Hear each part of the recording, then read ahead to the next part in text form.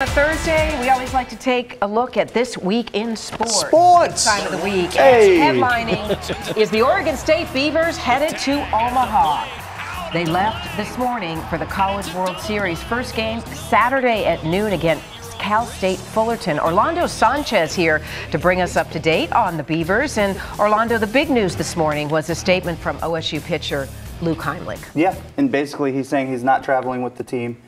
So in essence, he's not playing at the College World Series. And he hopes to come back to Oregon State next year. Yeah, and I think that's the big news is that, you know, he'll be able to come back to school if he chooses to do so, and he would also like to play again. And President Ed Ray at Oregon State is also backing him on that decision. He released a statement as well this morning. You know, Heimlich, an outstanding pitcher for Oregon State, and last week revelations came out about his past, which have kind of taken him out of this series. Right. But you look to the pitching staff at Oregon State, and there are others as well. Right. With most teams, you would think, all right, you take the best player in America, best pitcher in America out, yeah, and you're then done. Your hopes it's are over. not great, yeah. But the depth on this team is huge, and I think that's one of the things that we've talked about all year, is that the pitching staff that they have, you have another first-round draft pick in Drew Rasmussen, or the first pitcher taken in the MLB draft, so that's huge. Other guys have stepped up, and you thought, okay, this is it, it's over, and what do? They dominate against Vanderbilt. And this was another team with one of the top players in America on it, and it didn't faze them.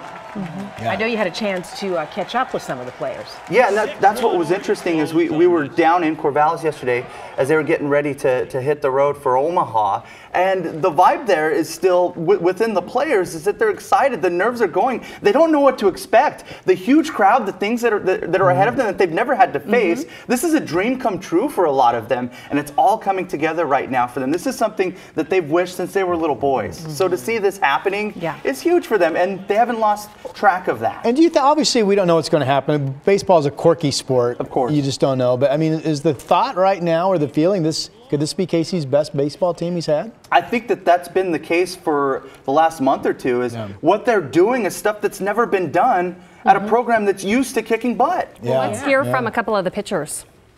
They just say it's an unreal experience and to take it all in because it doesn't happen very often. I'm sure the excitement's going to be a little overwhelming at first, but having the ability to relax because you've prepared and you're ready for the situation will be huge. Again, they're in action Saturday at noon, and the series is a long one. It goes about 11 days there in Omaha. It's a grind. You know, double elimination, so they lose two, they're out, and I think the hope is that they sail right through and never lose a game. So they'll face Cal State Fullerton, a team that's been there before and understands what it takes to win it all. They'll play on Saturday at noon. Yeah, you mentioned Rasmussen going to the MLB draft. Yeah, first-round draft pick. Yeah, wasn't the only one. Right. They had 5 players in this draft, which is pretty cool to think about. And it's just a dream season for a lot of these guys. So, and it all happens at one time. So it's just a crazy time of the year for these players that were only focused really on one thing, and that was getting to Omaha. And it's all coming to fruition, which is pretty cool to sit back and take a look for these guys to have those dreams come true. And a Ducks pitcher represented as well, David Peterson. Yeah, David Peterson's been a stud all year, and we've talked about him throughout the season. I think this was a guy that we expected. He's a big leaguer. He's a big dude. He is 6'6". He's a left-hander. He's the prototype. He's the dude that you think about when you want a big-time pitcher. So to see him go in the first round, I don't think anyone was surprised, including the Oregon Ducks, who had reached out to us and said, hey, as soon as he's drafted, he'll be available to talk. So do you think he can be a power pitcher? I mean, is he a big Without fastball guy? Yes. Is that what he does? Without a doubt. He's huge. Think about it. I mean, there's a 6'6" guy coming to the mound, and he's left-handed. I mean, that's exactly what you want. All right, Orlando, thanks for stopping by. Appreciate Always great guys. to catch up. You seem your weeks get busier and busier. I know, it just keeps getting crazier. You have friends going down to watch?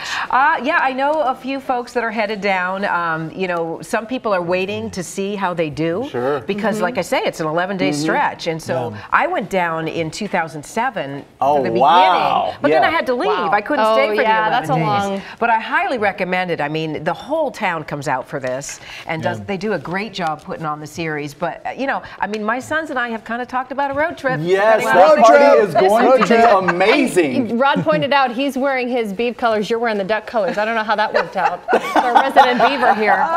Let me just say, go Beavs! I know. Go Beavs! Right here. Beavers! Orlando, thank you very much. And we want to check in with some of the big stories.